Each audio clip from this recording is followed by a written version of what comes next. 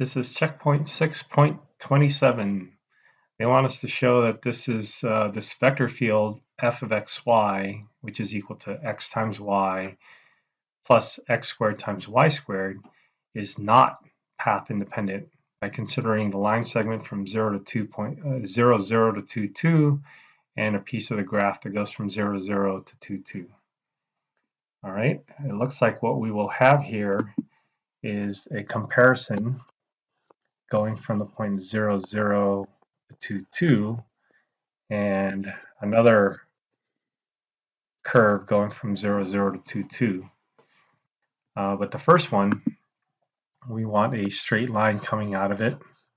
So we need to parameterize this straight line. And the second one, we have the curve x squared over 2. It looks like it's a parabola of some sort. And we'll call that R2. And we'll parameterize it by saying t is equal to the independent variable, which is x, or x is equal to t, and then y is equal to 1/2 t squared, or t squared over 2, or x squared over 2. And this looks like the t values, or the x values, go from 0 to 2. And what we'll do is we'll integrate this to see our result. But first, let's do the line. Let's parameterize this line, and remember how to parameterize line segments. We will, to parameterize line segments, we will start off with a start point, which is going to be 0, 0. And we're going to add t times the difference between the end point minus the start point. So this will just be 0 times 2t and 0 times 2t, which is 2t comma 2t. And these line parameterizations will give us a limit of t going from 0 to 1. Okay, now we are interested in computing the line integral of the function, the vector field dotted with dr, which is going to be, in our working definition, integral from a to b of the function evaluated at the parameterization, and we'll dot that with the derivative of the parameterization, dt. Okay, so for each one we need to take the derivative. R1 prime of t is going to be 2 comma 2, and that's it. We're ready to go with this integral. So this is a one curve C1 of f dr, and that will be equal to the integral from 0 to 1, and our f function is this vector field. We're going to evaluate x is equal to 2t, y is equal to 2t, and the second one is going to be 2t quantity squared, 2t quantity squared for the x and the y. We'll dot that with the vector, the derivative of the vector, which is 2 dt. And now we'll have a scalar function here. But first, let's see, let's figure out this vector. This is going to be 4t squared, and this is going to be 4 times 4 is 16 t to the 4th, and we're going to dot that with 2, 2. All right, then our integral will be, the integral will be 4 times 2 is 8 t squared, and we have 2 times 16, which is 32,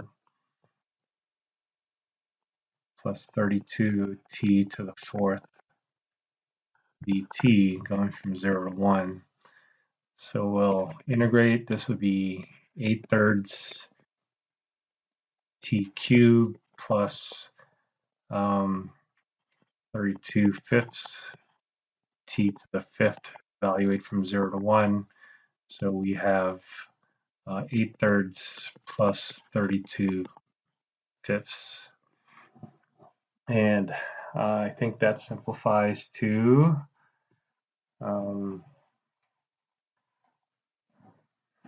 I think it's going to be 89/3.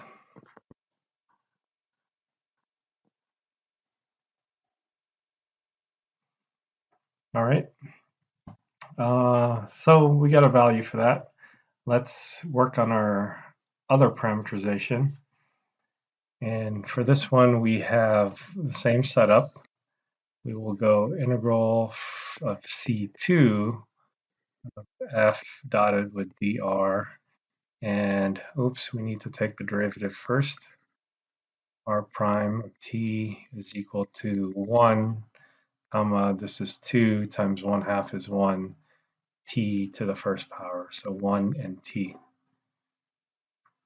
All right, and now we'll put the parameterization r of t into the function, and we're going to integrate from 0 to 2 in this case, and x is equal to t, y is equal to 1/2 t squared, comma, and then we have t squared 1/2 t squared quantity squared, and then we're going to dot this with 1 comma t dt. All right, simplify this a little bit. This is going to be 1/2 t cubed. This would be 1/4 because it's going to be squared 1/4 t. This is to the 4th power plus 2 more to the 6th power. And then we're dotting that with 1t.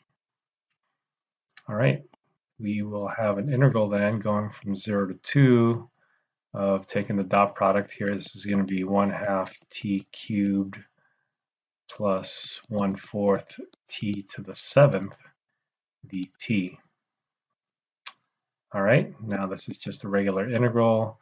We will integrate and get t to the 4th divided by 4, so that's a 1/8 t to the 4th, and we're going to have this is going to be an 8, 1/32 t to the 8th, and we're going from 0 to 2.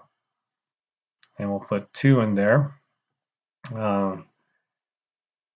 2 to the 4th, 2 times 2 is 4, times 2 is 8, times 4 times 2 is 16. So this will be 16/8 plus to the 8th power 16, 32, 64, 128, 256. So it's 256/32. 16/8 is just equal to 2, and 256 divided by 32 is 8, and so we have 10. And they're not equal, so the two integrals are not equal. Therefore, the vector field is not path independent.